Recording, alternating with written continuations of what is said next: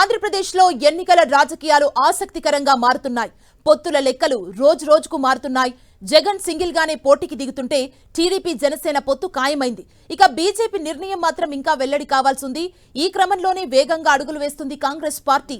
ఏపీపై నేరుగా ఫోకస్ చేసిన పార్టీ అగ్రనేత రాహుల్ గాంధీ బుధవారం రాష్ట్ర నేతలతో భేటీ కావాలని నిర్ణయించారు. ఏపీలో కలిసొచ్చే పార్టీలతో పొత్తుల వ్యూహాలు రచిస్తూనే అధికార పార్టీకి టఫ్ ఫైట్ ఇచ్చేందుకు షర్మిలను రంగంలోకి దింపాలని చూస్తోంది. ఏపీ వైపు కాంగ్రెస్ అధిష్టానం చూపు. పొత్తులపై త్వరలోనే సమావేశాలు. రాష్ట్రానికి త్వరలో ప్రియాంక, రాహుల్ గాంధీ. కాంగ్రెస్ ఓటు బ్యాంకును సొంతం చేసుకునే వ్యూహం. బుధవారం ఢిల్లీలో కీలక భేటీ. షర్మిలకు కీలక బాధ్యతలంటూ ప్రచారం. వ్యూహాలపై దిశానిర్దేశం చేయనున్న ఖర్గే, రాహుల్. దక్షిణాదిన కర్ణాటక, తెలంగాణలో వరుస విజయాలు సొంతం చేసుకున్న కాంగ్రెస్ పార్టీ ఇప్పుడు ఆంధ్రప్రదేశ్పై గురిపెట్టింది. ఓవైపు జగన్ ఎంట్రీ, మరోవైపు రాష్ట్ర విభజనతో ఏపీలో కాంగ్రెస్ పార్టీకి పెద్ద దెబ్బే పడింది. 2014, 2019 ఎన్నికల్లో కనీసం డిపాజిట్లు కూడా దక్కించుకోలేదు.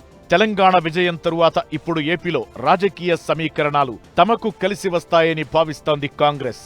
తమ పార్టీ అడ్రస్ ను గల్లంతు చేసిన జగన్ లక్ష్యంగా అడుగులు వేస్తోంది. ఇందులో భాగంగా వైఎస్ షర్మిలకు పార్టీలో కీలక బాధ్యతలు అప్పగించేందుకు సిద్ధమైనట్లు తెలుస్తోంది.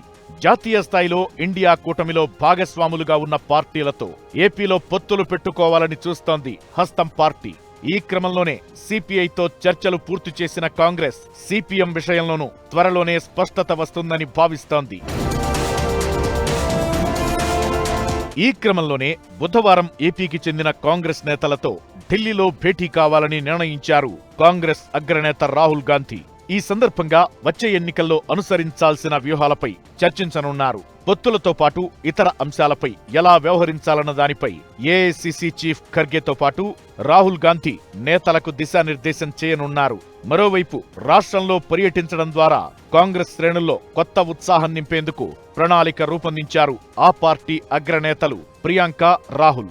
విశాఖ స్టీల్ ప్లాంట్ ప్రైవేటీకరణ సభలో రాహుల్ పాల్గొననుండగా అమరావతికి మద్దతుగా నిర్వహించే సభకు ప్రియాంక హాజరు కానున్నారు. జనవరిలోనే ఈ 2 సభలు ఏర్పాటు చేయాలని నిర్ణయం తీసుకున్నట్లు తెలుస్తోంది.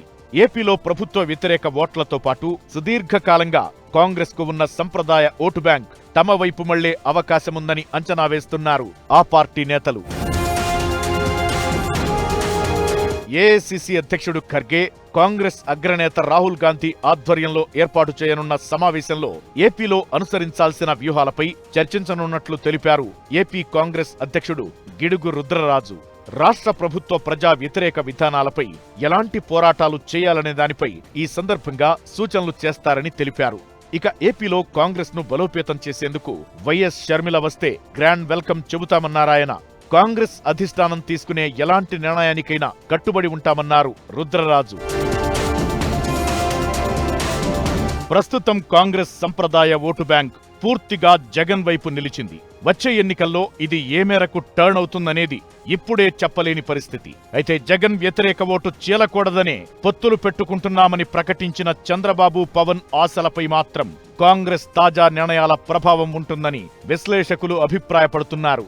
2019లో జగన్ కు ఓటు వేసిన వారు ఇప్పుడు వైసీపీకి ఓటు వేయొద్దని భావిస్తే టీడీపీ, జనసేనతో పాటు కాంగ్రెస్ కూడా ప్రత్యామ్నాయంగా కనిపించే అవకాశముంది. కానీ అది కూడా అంత సులువుగా అయ్యేది కాదు. మొత్తం మీద కాంగ్రెస్ చేపట్టబోయే కార్యాచరణ ఎలా ఉండబోతోందన్నది మాత్రం 27న జరిగే సమావేశం తరువాతే తెలిసే అవకాశముంది.